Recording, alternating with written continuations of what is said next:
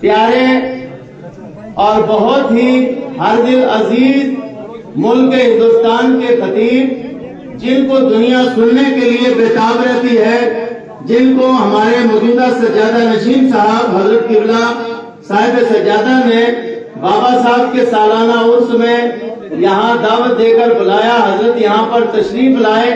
آپ حضرت کے چہرے کی زیارت بھی کر رہے ہیں اور آپ کا خطاب بھی سنیں گے۔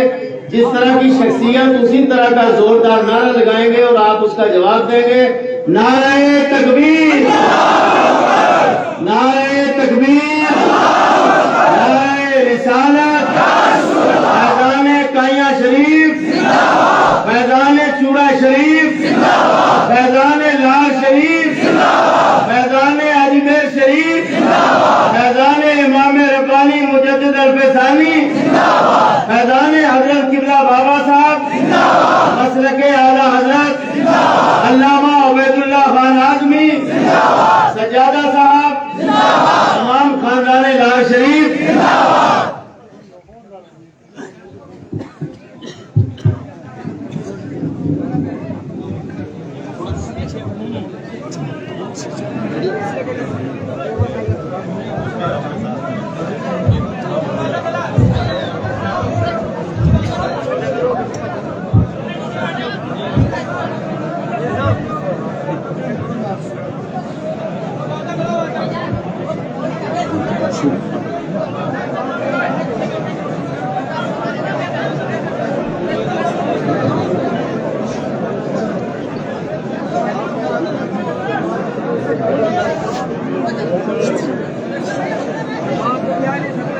السلام علیکم ورحمۃ اللہ وبرکاتہ۔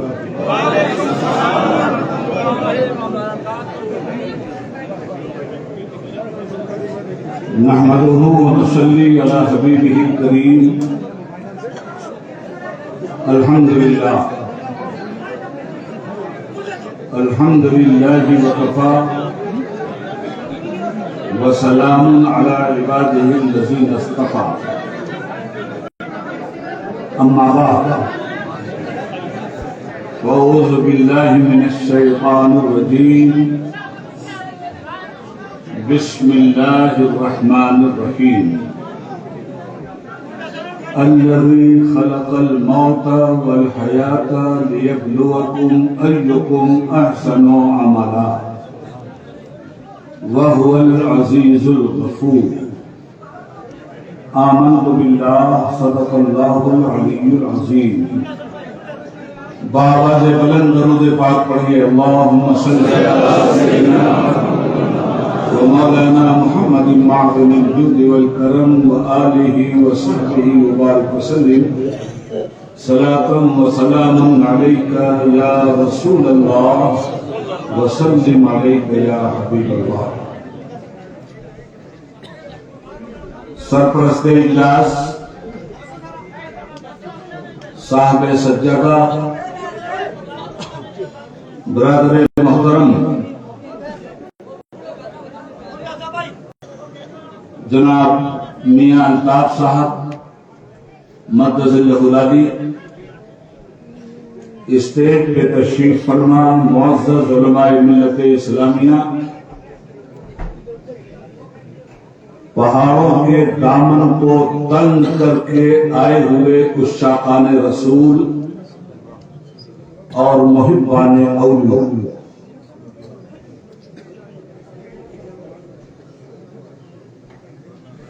آج کا یہ عظیم الشان اجلاس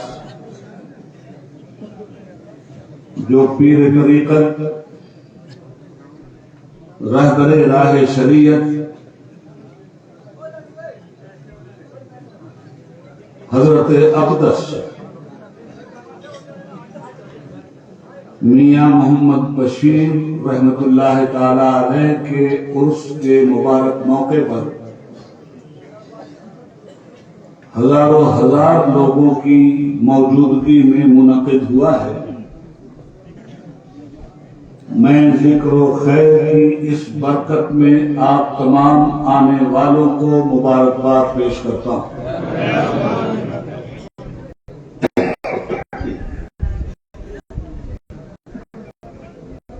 یہ بیان مجھے باتیں صبح اتاری کہ خدا کے عارفوں کا ہے مقام بادشاہی، نہ پوچھ ان فرقہ پوشوں کو، ارادت کو دیکھ ان کو، یدے پیدا لیے بیٹھے ہیں اپنی آستینوں میں۔ ذرا سنبھل کے فقیروں پہ تبصرہ کرنا، ذرا سنبھل کے فقیروں پہ تبصرہ کرنا، یہ لوگ پانی بھی سوکھی ندی سے لیتے ہیں۔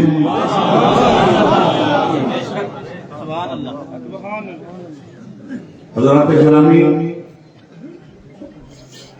میں سب سے پہلے اس احسان کا شکریہ ادا کروں جو بابا صاحب میاں بشیر رحمت اللہ تعالی علیہ کے مجھ جیسے حقیر و فقیر پر دعاؤں کی بارش میں ہمیشہ رہے۔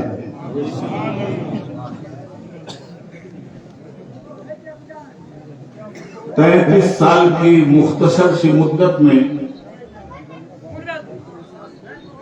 مجھے انہوں نے کنگن کانفرنس میں بلا کر جس اعزاز سے نوازا، میں صرف اتنا کہہ سکتا ہوں کہ ابر رحمت ان کے مرکز پر گوہر باری کرے، ابر رحمت ان کی مرکز پر گوہر باری کرے، حشر تک شان کریمی ناز برداری کرے۔ محترم حضرات، سب سے پہلے قرآن کریم کی جس آیت کریمہ کو میں نے پڑھنے کا شرف حاصل کیا ہے، اس آیت کا مختصر سا ترجمہ کروں اور وقت کے دامن میں تنگی کی وجہ سے مختصر سی تشریح بھی ہوگی۔ فرمان الہی ہے، الذی خلق الموت والحیات لیبلوکم ایکم احسن عملا۔ اے لوگو، ہم نے موت اور حیات کو اس لیے پیدا کیا کہ اس کے بیچ میں تھوڑی سی زندگی دنیا میں تمہیں دے کر ہم تمہارا امتحان لے لیں کہ تم میں اچھے عمل کا مالک کون ہے۔ موت بھی مخلوق ہے اور حیات بھی مخلوق ہے۔ موت اور حیات کے بیچ میں ہم تمام انسان قیامت کی صبح تک آتے رہیں گے اور جاتے رہیں گے۔ آئے کس لیے ہیں؟ قرآن کہتا ہے لیبلوکم، ہم نے تمہیں دنیا میں بھیجا ہے امتحان لینے کے لیے۔ معلوم یہ ہوا کہ یہ دنیا دار الامتحان ہے۔ امتحان کس سبجیکٹ کا ہونا ہے؟ قرآن کہتا ہے احسن عملا، ہم اس چیز کا امتحان لیں گے کہ تم میں اچھا عمل کر کے کون ہماری طرف آ رہا ہے۔ یہی وہ آیت کریمہ ہے جس آیت کی اہمیت کے پیش نظر پوری دنیا میں عموماً اور ہندوستان کی سرزمین پر خصوصاً اولیاء کرام نے انسانوں کو سمجھانے کے لیے اپنے تن من دھن کی بازی لگا دی۔ اجمیر کی دھرتی پہ ایک شخصیت آئی جسے ہم سلطان الہند کہتے ہیں۔ وہ ہندوستانی نہیں تھے، مگر ہندوستان میں ان کو یہ ڈیوٹی بارگاہ رسالت صلی اللہ علیہ وآلہ وسلم سے دی گئی کہ آپ ہندوستان کی ولایت لیجیے اور ہندوستان میں جا کر حسن عمل کی دعوت اللہ کے بندوں کو دے دے. بزرگان دین سے چلتے چلتے یہ سلسلہ لار شریف تک پہنچا. خواجہ باقی باللہ فانی فی اللہ حضرت نقشبند مجدد اعظم فی الہند حضرت مجدد الفسانی رحمت اللہ تعالی علیہ اور اس کے بعد سلسلے نقشبندیہ کے بزرگان دین کی متواتر تاریخی تسلسل کے ساتھ جو کڑیاں پورے ہندوستان میں پھیلتی چلی گئی، اللہ تعالیٰ نے منتخب اس لار کی دھرتی کو کر دیا اس علاقے میں انسانیت کی فلاح و بہبود کے لیے. چنانچہ اس سرزمین پر ایک شخصیت ایسی نمودار ہوئی ہجرت کر کے جس کے انتقال مکانی کو تقریباً 98 ایئرز گزر چکے ہیں. ہم اپنی عقیدت کی زبان میں انہیں حضرت بابا جی علیہ الرحمت کے نام سے یاد کرتے ہیں. جس طرح اس پورے علاقے میں گھنگور گھٹاؤں کے بیچ فصیل سے اوپر اٹھتی ہوئی پہاڑیوں کے بیچ ریگزار کو سبزہ میں تبدیل کرنے کے لیے دنیا کی اس زمین کو انہوں نے دیکھا کہ اللہ تعالیٰ نے سبزار کیا اور ادھر سے حکم ہوا کہ سب سے بڑی زمین دلوں کی زمین ہوگی. آپ جائیے اور دلوں کی بنجر زمین پر وحدانیت اور رسالت کے عقیدے کا گلاب کھلا دیا. ایسا گلاب کھلایا کہ کشاں کشاں اس مہک اور مشامجہ کو معطر کرنے کے لیے چہار جانب سے آئے ہوئے مخلوق خدا بندی ان کی بارگاہ میں آج خراج عقیدت پیش کر رہی ہے. ہمیں یہ حکم ہوا ہے کہ حسن عمل کا امتحان دو. بابا صاحب نے حسن عمل کا امتحان دیا تھا. انہیں کامیابی اس دنیا میں بھی ملی اور آخرت میں بھی کامیابی ان کا مقدر ہے. اللہ رب العالمین جب کسی سے خوش ہوتا تو عوام الناس کا دل اس کے لیے دروازے کی طرح کھول دیتا. آج یہ جو دلوں کے دروازے کھلے ہوئے اس روحانی بارگاہ کے لیے، تو ایک بات ذہن میں رکھ لیجیے کہ دنیا کے حکمران جماعتوں پر پارٹیوں پر حکومت کرتے ہیں، دنیا کے حکمران دلوں پہ حکومت کرتے ہیں، یہ روحانی حکمران دلوں پر حکومت کرتے ہیں.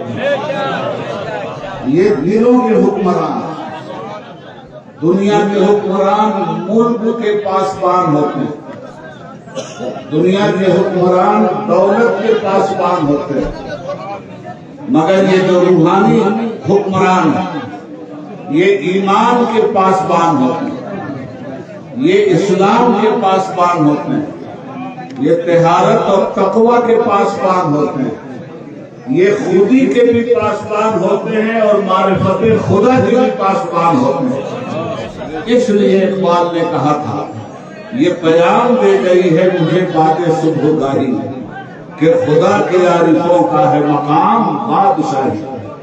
یہ بادشاہ لوگ دلوں پہ حکمرانی سب سے بڑی چیز ہے.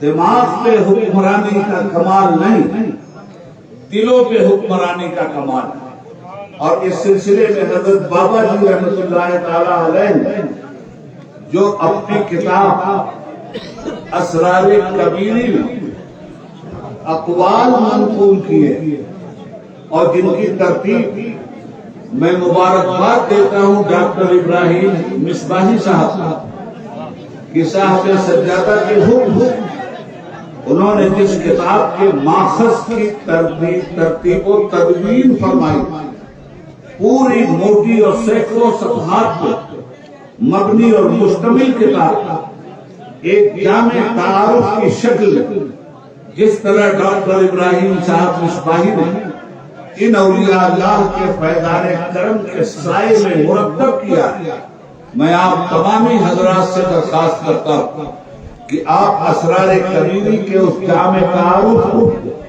اپنے اپنے گھروں میں اپنے ایمان و اسلام، تقوی اور طہارت کا پاسبان بنا کر رکھ لیجیے اور ایک ایک حرف کو حرز جان بنائیے۔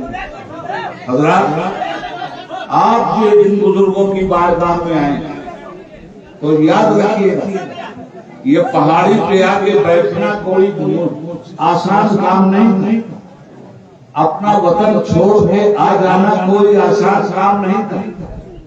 آج کی طرح ریلوے سفر کے لیے نہیں تھی، آج کی طرح ہوائی جہاز سفر کے لیے نہیں تھی۔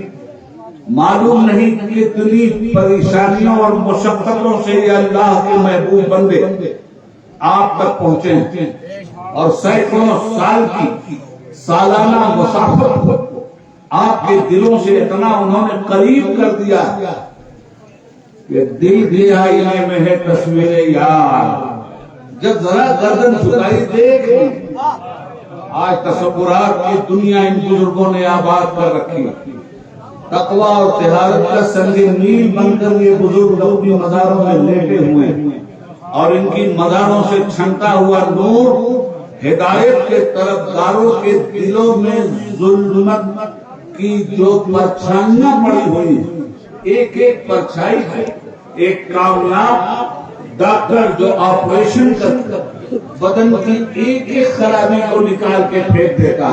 یہ وہ روحانی ڈاکٹر جن کی سیرت آپ پڑھیے گا، جن کی صورت آپ دیکھیے گا، جن کے کیریکٹر پر آپ کی نگاہ جائے گا، جتنا زیادہ ان کو دیکھتے چلے جائیے گا اتنا زیادہ آپ کے اندر برائیوں اور بے حیائیوں کی جو بلائیں ہیں وہ نکل کر اپنی جگہ نورانی شعائیں اختیار کر لیں۔ میں کوئی مبسوط اور جذباتی تقریر نہیں کر رہا، میں بہت سادہ الفاظ میں آپ کے سامنے ان بزرگوں کی تعلیمات رکھ رہا ہوں۔ ایک ہی مقصد تھا، احسن و عمل۔ انہوں نے 3 کام کیے۔ سب سے پہلے انہوں نے اللہ کی بارگاہ میں اللہ کے بندوں کا سر جھکانے کے لیے مسجد قائم کی۔ معلوم یہ ہوا کہ کلمہ پڑھنے کے بعد ہمارا رشتہ عبودیت ہمیں مہمیز کرتا کہ جس کا کلمہ تم نے پڑھ لیا اس کے سامنے ہر وقت سر جھکا بھی رہنا چاہیے۔ سر اس کی بارگاہ میں جھکاؤ جس کا نام رب العالمین ہے۔ ان بزرگوں نے اس کے نام پہ مسجد قائم کی، اور اس کے بعد مدرسہ۔ مسجد اللہ کا گھر ہے، مدرسہ رسول اللہ کا گھر ہے۔ پہلے اللہ کا گھر بنایا، اس کے بعد رسول اللہ کا گھر بنایا کہ اللہ کے گھر میں جانے کے لیے رسول اللہ کی تعلیم ضروری ہے۔ نماز کیسے ادا کریں گے یہ رسول اللہ سے پوچھیں گے، حج کیسے کریں گے یہ رسول اللہ سے پوچھیں گے۔ قرآن نے تو کہہ دیا اقیموا الصلاۃ، نماز قائم کرو، مگر قائم کیسے کریں؟ تو رسول اللہ نے کہا ایسے قائم کرو، صلو کما رأیتمونی اصلی، مجھے جس طرح نماز پڑھتا ہوا دیکھ رہے ہو اسی طرح نماز پڑھو، نماز قائم ہو۔ معلوم یہ ہوا کہ نماز پڑھنے سے پہلے ہر نمازی کو رسول اللہ کی نماز کو جاننا چاہیے کہ اللہ کے حبیب غسل کیسے کرتے تھے، پھر وضو کیسے کرتے تھے، پھر کپڑے کس طرح سے پہنتے تھے، پھر مسجد میں کیسے جاتے تھے، پھر نماز کا اہتمام کیسے کرتے تھے، انفرادی نماز کیسے پڑھتے تھے، باجماعت نماز کیسے پڑھتے تھے، اللہ سے دعائیں کیسے کرتے تھے، جب اس طرح رسول اللہ صلی اللہ علیہ وسلم کی نماز آپ اپنے سامنے رکھیں گے تو سجدہ کیجئے گا اور سجدے میں زمین کے ذروں کو دیکھیے گا کہ وہ عرش آسیہ بیت النور کے مسافر بن گئے. وہ سجدہ تو سجدہ ہوا ہی نہیں. یہ جو اٹھک بیٹھک والا سجدہ وہ سجدہ تو سجدہ ہوا ہی نہیں کہ سر جھک گیا دل جھکا ہی نہیں. نقش سجود تیری جبیں پر ہوا تو کیا وہ سجدہ کر کے لوح زمین تک نثار ہے.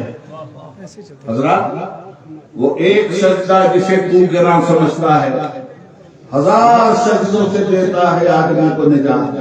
انسان کبھی ظلم کو سجدہ کرتا ہے, انسان کبھی برائی کو سجدہ کرتا ہے, انسان کبھی بے حیائی کو سجدہ کرتا ہے. جب ظلم کا ساتھی بن جائے تو سمجھو اس نے ظلم کو معبود بنا دیا اور اس کے سامنے یہ سجدہ کر رہا. جب جھوٹ کے سامنے جھک جائے تو سمجھنا اس نے جھوٹ کو معبود بنا دیا, اس لیے کہ جھکنا اس کے سامنے بات اس کی کرنی ہے جو ہمارا معبود ہے, اور وہ معبود اللہ کے علاوہ کوئی نہیں. اسی لیے آپ رات بھر یہاں بیٹھ کر لا الہ الا اللہ لا الہ الا اللہ لا الہ الا اللہ کی جو تسبیح کر رہے تھے, اس کا مفہوم کیا؟ ان بزرگوں نے یہ جو لا الہ الا اللہ سمجھایا اور سکھلایا اور بتلایا, اس کا مطلب کیا؟ پہلے تو کہا لا الہ, کوئی خدا نہیں. کیوں کہا یہ؟ بات کو سمجھیے, آسان زبان میں بات کر رہا ہوں آپ. پہلے کہا لا الہ, اعلان کرو کائنات میں کوئی خدا نہیں. کیوں؟ اس لیے کہ دیکھ رہے تھے کہ لوگ چاند کو خدا سمجھ کے پوج رہے ہیں, لوگ سورج کو خدا کہہ رہے ہیں, ذرے ذرے نے معبودیت کا نذرانہ وصول کرنا شروع کر دیا. پہاڑوں کی بلند چوٹیوں کو لوگوں نے خدا کہا, سورج کی شمسی توانائیوں کو لوگوں نے خدا کہا, چاند کی نورانی کرنوں کو لوگوں نے خدا کہا, ابلتے ہوئے دریا کی روانی کو لوگوں نے خدا کہا, شجر و حجر کو لوگوں نے خدا کہا. کائنات کی وہ کون سی شے ہے جو پوجی نہیں گئی؟ ستاروں کو خدا کہا گیا. جب یہ کائنات ظلمت سے بھر گئی اور ایک خدا کے پتہ سے یہ دور ہو گئی, یا بلفظ دیگر ایک خدا کا اس نے انکار کر دیا, یہی اولیاء اللہ تھے جنہوں نے اس جگہ پہ آ کر لا الہ الا اللہ کی تکبیر شروع کر دی اور آپ سے لا الہ الا اللہ پڑھوا کر کے دم دیا. آپ سے کہا پہلے کہو لا الہ, کسی کو خدا نہیں مانتے, اس کے بعد کہو الا اللہ, اکیلا ہے وہ اللہ. نعرہ تکبیر, نعرہ رسالت, مسلک اعلی حضرت, فیضان لاروی. زبان کہہ بھی دیا لا الہ تو کیا حاصل, دل و نگاہ مسلمان نہیں تو کچھ بھی. ہزار مرتبہ لا الہ الا اللہ کہیں, اگر یہ لا الہ الا اللہ دل میں نہیں اترا تو صرف زبان سے لا الہ الا اللہ کہنا کافی نہیں. اور دل میں اترنے کا کیا مطلب؟ جب لا الہ کہہ دیا, جب الا اللہ کہہ دیا, تو جب جھوٹ آئے زبان پہ تو کہو لا الہ الا اللہ, ہم نہیں مانتے تجھے. جب برائی آئے تو کہو لا الہ الا اللہ, جب بے حیائی آئے تو کہو لا الہ الا اللہ, جب کرپشن آئے تو کہو لا الہ الا اللہ, جب بدعنوانی سر جھکانے کے لیے کہے تو کہو لا الہ الا اللہ, جب حق طرفی لوگوں کا حق مارنے کے لیے اکسائے تو کہو لا الہ الا اللہ, جب کفر آئے تمہیں گھیرنے کے لیے تو کہو لا الہ الا اللہ, جب شرک تم پہ چھانے کی کوشش کرے تو کہو لا الہ الا اللہ, جب بدعت و خرافات تمہاری دنیا میں در آنے لگے تو سنیت کا چراغ جلا کے کہو لا الہ الا اللہ. یہ ہے لا الہ الا اللہ, جس لا الہ الا اللہ کی رات بھر آپ نے تکرار کیا. اگر آپ لا الہ الا اللہ کے مقصد کو میں سمجھ رہا ہوں بہت مجمع ہے, بے پناہ لوگ ہیں, تھوڑا سا آپ صبر کر لیجئے اور اس آیت کی روشنی میں صبر کر کے سنیے کہ ان اللہ مع الصابرین, اللہ صبر کرنے والوں کے ساتھ.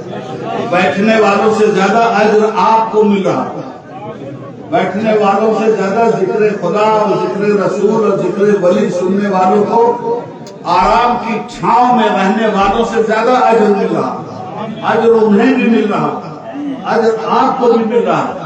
فرق یہ ہے کہ انہیں اجر اس طرح مل رہا جس طرح آدمی اکیلے نماز پڑھ رہا، اور آپ کو اجر اس طرح مل رہا جیسے آدمی جماعت کے ساتھ نماز پڑھ رہا۔ بہت سکون کے ساتھ باتیں سن لیجیے گا، یہ راہ عمل ہے دوستو۔ یہ اگرچہ بت ہیں جماعت کی آستینوں میں، مجھے ہے حکم اذان لا الہ الا اللہ۔ نعرہ تکبیر، نعرہ رسالت، بابا جی صاحب لاروی، بابا جی صاحب لاروی۔ جتنی تعلیمات اس اسٹیج سے آپ کے پاس پہنچ رہی ہیں، یہ زبانیں حال سے اس وقت عبید اللہ اعظمی آپ کے سامنے پیش کر رہا، مگر زبان عبید اللہ اعظمی کی ہے۔ کلام ان اولیاء اللہ کے ذریعے عبید اللہ کی زبان پہ آیا، کلام اللہ کے ذریعے عبید اللہ اعظمی کی زبان پہ آیا، کلام رسول اللہ کے ذریعے عبید اللہ اعظمی کی زبان پہ آیا۔ اس لیے یہ عبید اللہ اعظمی کا پیغام نہیں، یہ پیغام اللہ کا ہے، اللہ کے رسول کا ہے، اللہ کے ولیوں کا۔ خوب اچھی طرح ذہن میں رکھ دیجیے گا، کیونکہ رات بھر آپ نے لا الہ الا اللہ کا ذکر کیا، اور ہم نے رات کے اکثر و بیشتر حصے میں آپ کی یہ نورانی زبان سے نکلے ہوئے الفاظ کو اپنی سماعت کے اندر جگہ دی۔ اس لیے میرے دوست، میرے بھائیوں، میرے بزرگوں، عمل عمل عمل، کتنے دن رہنا؟ عمل کا پرچہ لکھو۔ اللہ تم سے عمل کا پرچہ لکھوانا چاہتا ہے۔ اس کی ایک مثال دے دوں، اور پھر میں ایک مرتبہ ڈاکٹر ابراہیم مصباحی صاحب کو کوٹ کروں گا، اس لیے کہ اس کتاب کو جو میں نے پڑھا میرے دل کی دنیا بدل گئی۔ اس لیے کہ بزرگوں کی باتیں جب آتی رہتی ہے تو دل کی دنیا کے بدلنے کا مطلب یہ ہے کہ آدمی منزل سلوک میں جہاں ٹھہرا ہوا اور راستہ نہیں مل رہا تھا آگے جانے کا، وہاں یہ دریائے رحمت راستہ دے دیتا ہے اور تیر کے آدمی سمندر کی جانب روانہ ہونا۔ ایک واقعہ بابا جی کا مولانا مصباحی صاحب نے اسرار کبیری شریف میں کوٹ کیا۔ واقعہ کیا ہے؟ میں نے کسی آیت کو پڑھا ہے، کسی آیت کی تفسیر ہے یہ واقعہ۔ کیا ہے واقعہ؟ حضرت بابا جی لکھتے ہیں، حضرت جی، کہ ایک بادشاہ نے ایک بہت خوبصورت محل تعمیر کیا۔ ایک بادشاہ نے ایک بہت خوبصورت محل تعمیر کی، اور تعمیر کرنے کے بعد اپنے سپاہیوں سے، نگہبانوں سے، پاسبانوں سے، محافظوں سے یہ کہا کہ مضبوطی سے یہاں کھڑے ہو کر پہرا دو، اور محل کے اندر کسی بھی خراب چیز کو داخل مت ہونے دیں۔ میں معائنہ کروں گا اور میں تم لوگوں کا امتحان لوں گا، اور ان کا امتحان کس بات کا ہے؟ حفاظت۔ ان کا امتحان کس چیز کا ہے؟ نگہبانی کا۔ ان کا امتحان تو یہی ہے نا، وہ پاس کا ہوں گے اپنے امتحان میں جب اس خوبصورت محل کے اندر کسی بری اور بے حیا چیز کو داخل نہ ہونے دیں، اور بادشاہ جب معائنہ کرے تو وہ دیکھے کہ جن کو یہ ڈیوٹی دی گئی تھی، جن کو اس امتحان میں ڈالا گیا تھا، وہ اپنے اس امتحان میں سرخرو اترے تو بادشاہ کی طرف سے انہیں انعام ملتا ہے۔ اور اگر دوسری صورت ہوئی، بادشاہ جب آیا اور محل کو اس نے دیکھا تو دیکھا محل میں تو گھوڑے بدھے ہوئے ہیں، محل میں اونٹ اور ہاتھی بدھے ہوئے ہیں، محل میں گدھے بدھے ہوئے ہیں، تو اب آپ مجھے بتائیے کہ جو لوگ حفاظت پہ مامور کیے گئے تھے انہیں سزا ملے گی یا انعام ملے گا؟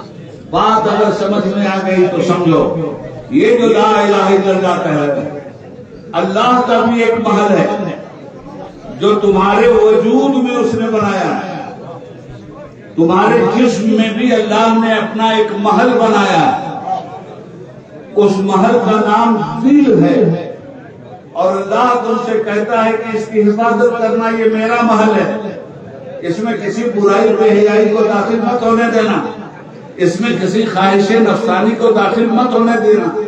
اب جو لوگ امتحان دے رہے ہیں اور پاسبانی کے ساتھ پڑے ہوئے ہیں، اس محل میں اللہ کے کیا ہے؟ اس میں سچائی کا موتی ہے، اس محل میں اللہ کے کیا ہے؟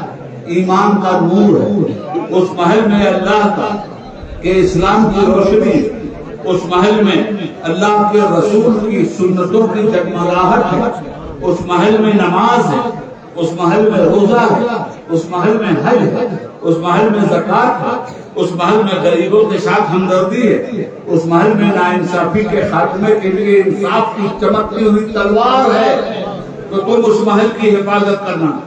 اب جن لوگوں نے حفاظت کیا وہ تو اولیاء اللہ بنے، یہ حفاظت کیا ہے تب اولیاء اللہ بنے، اور اگر ہم نے حفاظت نہیں کیا، اس میں جھوٹ کا گوبر ڈال دیا، اس میں ظلم کے گھوڑے دوڑانے لگے، اس میں برائیوں کی نجاستیں ڈالنے لگے، اس دل کو ناپاک کر دیا، تو وہ اللہ ترجع الامور، اللہ کہتا ہے تم سب کو ہماری ہی طرف پلٹنا ہے۔ تو اب ہم پلٹیں گے اور اس کا محل اس کے سامنے پیش کریں گے، تو اس کے محل میں نہ نماز ہوگی، نہ روزہ ہوگا، نہ حج ہوگا، نہ زکوٰۃ ہوگی، نہ خیرات ہوگی، نہ اچھے کام ہوں گے، اس کے محل کو گندآلود بنا کر کے ہم لے کے جائیں گے۔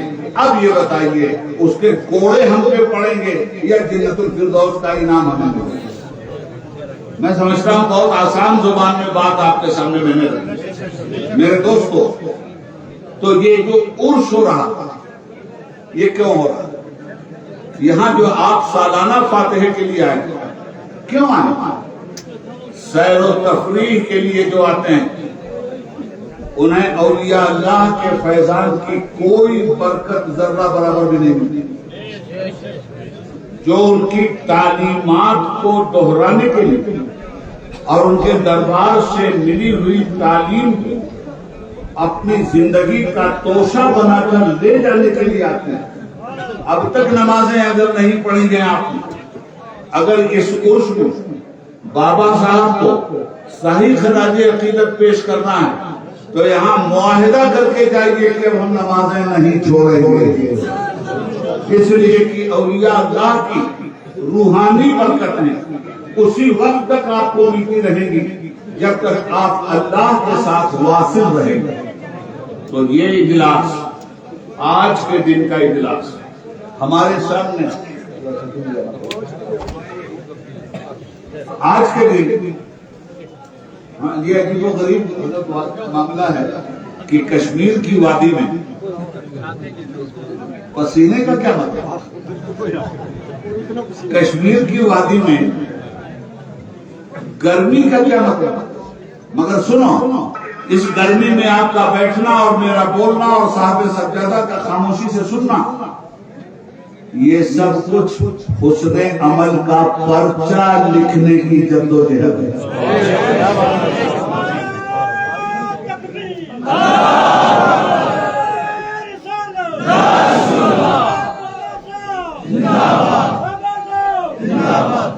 ایک بات اور ذہن میں رکھنا،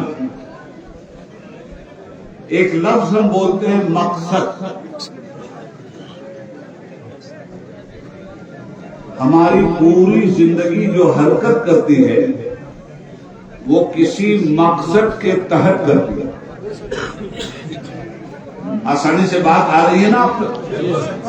ہماری زندگی جب بھی حرکت کرتی ہے تو کسی مقصد کے تحت کرتی ہے۔ آپ یہاں آئیں بلا مقصد نہیں آئیں، اور جب یہاں سے جائیں گے تو بلا مقصد نہیں جائیں گے۔ آپ کھانا کھاتے ہیں بلا مقصد نہیں کھاتے، آپ پانی پیتے ہیں بلا مقصد نہیں پیتے، آپ سوتے ہیں بلا مقصد نہیں سوتے، آپ جاگتے ہیں बिला मकसद नहीं जागते। आप हाथ को उठाते हैं बिला मकसद नहीं, आपके पैर चलते हैं बिला मकसद नहीं, आपके दिल की धड़कन बोलती है बिला मकसद नहीं, आपकी नब्ज़े हंसी चलती है बिला मकसद नहीं, आंखें देखती हैं बिला मकसद नहीं, जुबान बोलती है बिला मकसद नहीं, कान सुनते हैं बिला मकसद नहीं। मालूम यह हुआ कि इंसान की जिंदगी का हर लम्हा मकसद के साथ मुंसलिक है। तो जब मकसद के साथ मुंसलिक है तो हम तो दारुल इम्तिहान में है ना भाई। ये दुनिया क्या है? हमारे इम्तिहान की जगह है, ठीक है। तो जब हमारे इम्तिहान की जगह ये ठहरी तो हम तो इम्तिहान देने के लिए पैदा किए। इम्तिहान किस चीज का? अच्छे अमल का। देखिए, आप में बेपनाह पढ़े लिखे लोग होंगे, हर तरह के लोग आए हैं। मैं आपसे ये बताना चाहूंगा कि जो लोग IAS का एग्जाम दे रहे हैं, जो लोग लॉ का एग्जाम दे रहे हैं, MBBS का एग्जाम दे रहे हैं, या आलिम होने का एग्जाम दे रहे हैं, इम्तिहान के इम्तिहान है ना। इम्तिहान देने से पहले इम्तिहान का मकसद क्या होता है? कामयाबी। तो कामयाबी के लिए क्या करना पड़ता है? जतन। और जतन कैसे किया जाता है? दाखिला लिया जाता है स्कूल, काबिल पढ़ाने वाले असातिज़ा को मुंतखब किया जाता है। और जिस सब्जेक्ट का इम्तिहान पढ़ाने वाला भी बहुत मेहनत कर रहा है। पढ़ने वालों में दो तरह के लोग, कुछ डॉक्टर इब्राहिम मिसबाही साहब जैसे लोग जो बेपनाह मेहनत करते हैं और डॉक्टरेट की डिग्री हासिल करते हैं। कुछ ऐसे नाकुता तराश लोग कि पढ़ने में उनका दिल ही नहीं लगता, सब्जेक्ट से बाहर उनका दिल बहुत लगता है, सब्जेक्ट में उनकी कोई रुचि नहीं, सब्जेक्ट के साथ उनकी कोई दोस्ती नहीं। इम्तिहान दोनों को देना। जो साल भर तक अपने सब्जेक्ट से बेपरवाही कर रहा था, लापरवाही, इम्तिहान तो उसे भी देना। और जो साल भर तक मेहनत के साथ पढ़ रहा था और जब जब भूल रहा था तो अपने उस्ताद से पूछ कर सही कर रहा था, इम्तिहान दोनों ने दिया। एक पास हो गया, दूसरा फेल हो गया। फेल होने वाला फेल होने की नदामत से खुदकुशी भी करता है, समाज में रुसवा भी होता है, माँ बाप की निगाह में गिर भी जाता है, तरह तरह के ताने भी सुनता है। माँ बाप कहते हैं दौलत बर्बाद किया इसने, समाज कहता है नालायक तालिब इल्म चाहिए। मगर जो डॉक्टरेट की डिग्री ले लेता है, जो अव्वल नंबर से पास हो जाता है, उसके असातिज़ा भी उसे मोहब्बत के फूल पहनाते हैं, घर और समाज भी मोहब्बत का गुलदस्ता देता है। क्यों? इसने इम्तिहान पास कर लिया। तो मुसलमानों, जब हमको भी इम्तिहान देने ही के लिए पैदा किया और इम्तिहान का सब्जेक्ट क्या? हुस्ने अमल, अच्छा अमल करके हमारे पास आना। तुमको ताकत दी, अच्छा भी कर सकते हो, बुरा भी कर सकते हो। तुम्हें कुव्वत दी है, अच्छाइयों को जिंदा भी कर सकते हो और अच्छाइयों का गला भी दबा सकते हो। मगर याद रखना, इसी का तो इम्तिहान हम तुमसे ले रहे हैं। आओगे हमारे ही पास, हम पूछेंगे तुमसे, इम्तिहान का पर्चा लाओ।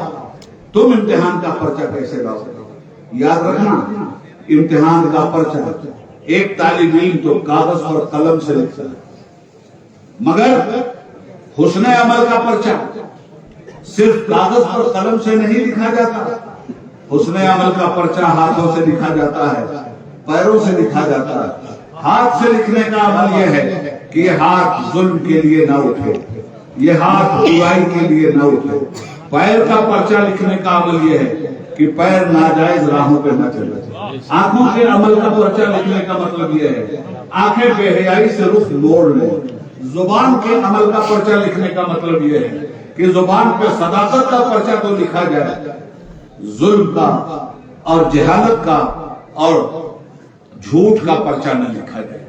دل پاک پڑتا ہے، حضرت سے ہم رن صابن لے کر کے دھل لیتے ہیں اور ہمارے سفید کپڑوں کا داغ چھوٹ جاتا ہے، مگر اگر بدعملی کا پرچہ لکھ کر کے گئے اور وہ بدعملی کا داغ دنیا کے پانی سے نہیں دھلا جائے گا، وہ بدعملی کا داغ جہنم کی آگ سے دھلا جائے گا، وہ بدعملی کا داغ جہنم کی آگ سے دھلا جائے گا۔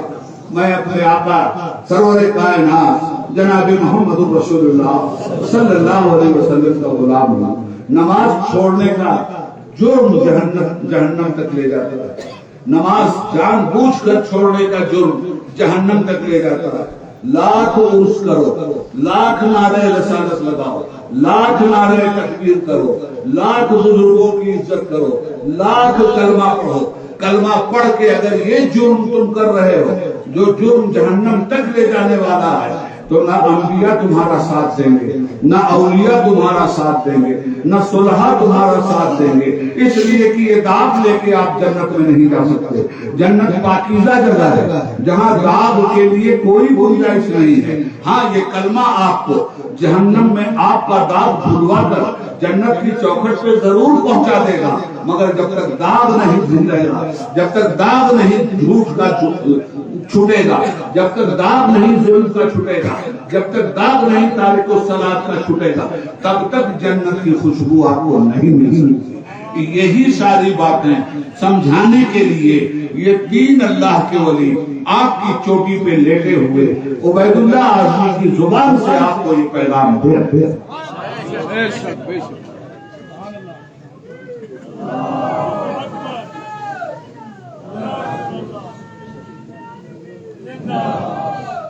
حضرات گرامی، یہ عرس ہے، یہاں انہی تعلیمات کے لیے آپ تشریف لائیں۔ اگر یہ مقصد آپ کے پاس نہیں تو پھر کوئی دوسرا مقصد ہوگا۔ چل کے حضرت کے یہاں اچھا کھانا کھائیں، چل کے حضرت کے یہاں تھوڑا آرام کر لیں گے، چل کے تھوڑی سیر و تفریح کر لیں گے، اس لیے کہ مقصد تو کوئی نہ کوئی ہوگا۔ تو ان تمام مقاصد کو لا الہ کی ضرب سے توڑ دیجیے اور الا اللہ کے نعرے کے ساتھ یہ طے کر لیجیے کہ ہم نے الا اللہ کہا اور ہمارے خدا نے ہم پر نماز فرض کی، کسی قیمت پہ ہم نماز نہیں چھوڑیں گے۔ ایک بات اور ذہن میں رکھیے، یہاں تو یہ پیڑ، یہ سبزہ زار، یہ سب اللہ نے نعمت کے طور پہ آپ کو دے رکھا، تو نعمتوں کا شکر ادا کرنے کے لیے وہ کہتا ہے فَاذْكُرُونِي اذکر، میرے بندوں میرا ذکر کرنا، میری نعمتیں دیکھنا، میرا ذکر کرتے رہنا، کھانا پینا، گھر دوار، ماں باپ، بیٹی بیٹا، بھائی بہن، یہ سب اللہ کی نعمت ہے۔ تو اللہ کہتا ہے کہ شکرانے نعمت ادا کیا، فَاذْكُرُونِي اذکرکم واشکروا لی ولا تکفرون، میرا ذکر کرو، انعام دوں گا، میں تمہارا ذکر کروں گا۔ اس کی لذت کس کو ملے گی؟ اس کی لذت اسے ملے گی جو طلب ہدایت کے لیے تیار ہو۔ اور یاد رکھنا، مشقت میں تو رہنا پڑے، تکلیف اٹھانا تو آپ کا مقدر ہے، چاہے آپ بادشاہ ہوں یا خاک نشین، سب کو تکلیف اٹھانی پڑتی ہے۔ کیوں؟ یہ فطرت کا نتیجہ ہے۔ اور رب العالمین کیا فرما رہا؟ لقد خلقنا الانسان فی کبد، ہم نے انسان کو ایسا ہی پیدا ہی کیا ہے کہ زندگی بھر وہ مشقت اٹھاتا رہے۔ اب ذرا مشقت کہتے ہیں تکلیف، اب ذرا اپنی زندگی دیکھیے، آرام تلاش کرنے والے، آرام کا ایک گھر بنایا ہے، مشقت یہاں اٹھا دو، آرام وہاں کر لینا، تم کو مرنا نہیں ہے۔ तुम कहां मरने वाले हो? एक ही बार तुम मरे थे, सिर्फ एक बार, जब तुम अदम में थे। जरा फलसफा ठेठ है मगर आसान करके समझाऊंगा। दो जुमले हम बोलते हैं अहले अदब की जुबान में, अहले लुगत की जुबान में। एक जुमला है वजूद, गौर से सुनना बात, और बहुत अच्छे लोग हो आप, बड़े कायदे से सुन रहे हैं। ये मुशक्कत उठा लो, शिकवा मत करो। ये मुसीबत उठा लो, लबों पे तबस्सुम बिखेर के उठा लो। यही मुसीबत तो कल का इनाम है तुम्हारा। बिला मेहनत चावल घर में लाए हैं आप, बिला मेहनत अनाज घर में आ गया, बिला मेहनत के सेब आ गया, बिला मेहनत के फल घर में आ गए। लेनो खरजे भाई हमको मना बाता जन्नातिन अल्फाफा। हमने ये सारी चीजें तुम्हारे लिए पैदा की हैं, अनाज तुम्हारे जानवरों के लिए, चौपायों के लिए चारे, और जगह जगह बागात फैला दिया, मगर इसके लिए मेहनत करनी होगी। अल्लाह कहता है तुम्हारी फितरत ही में मेहनत हमने रखी है, आराम मत ढूंढना, हर कदम पे मेहनत है। जिसका महल बन रहा है ना, उसे भी बड़ी मेहनत करनी पड़ती है। महल बनवाने में मेहनत, उसके बाद नौकर चाकर इंतखाब करने में मेहनत, उसके बाद साफ सफाई करवाने में मेहनत, उसके बाद बिजली लगाने में मेहनत, उसके बाद बिजली चली गई तो लोगों के सामने की हुजूरी करने में मेहनत। अरे कहाँ नहीं मेहनत है, मुझे बताओ तो सही। एक मर्तबा पैदा किए गए हो तुम, उसके बाद तुम्हें मरना उड़ना नहीं। अदम में थे, कुछ नहीं थे, सिर्फ इल्म इलाही में। बहुत ठेठ फैसला मसला बयान कर रहा हूं। मौत में थे, अल्लाह ने चाहा कि आपको वजूद बख्शे, अल्लाह ने जिंदगी दे दिया, आ गए दुनिया में। ऐसे ही नहीं आए दुनिया में, लक़द खलक़नल इंसाना फी कबद के जरिए आए, जिंदा किया। सारी कायनात के लोगों को एक जगह जमा करना, एक जलसा किया अल्लाह ने। जैसे ये जलसा हो रहा, ऐसी अल्लाह ने एक जलसा किया। इस जलसे में इलाके के लोग, कश्मीर के लोग आए, मगर अल्लाह ने जो जलसा किया था रोज़े अज़ल, उसमें सिर्फ कश्मीर के लोग नहीं थे, उसमें 4 बड़े आज़मों के लोग नहीं थे। क़यामत तक पैदा होने वाले जितने इंसान हैं, सबको पैदा करके एक जगह जमा करना। सुनो,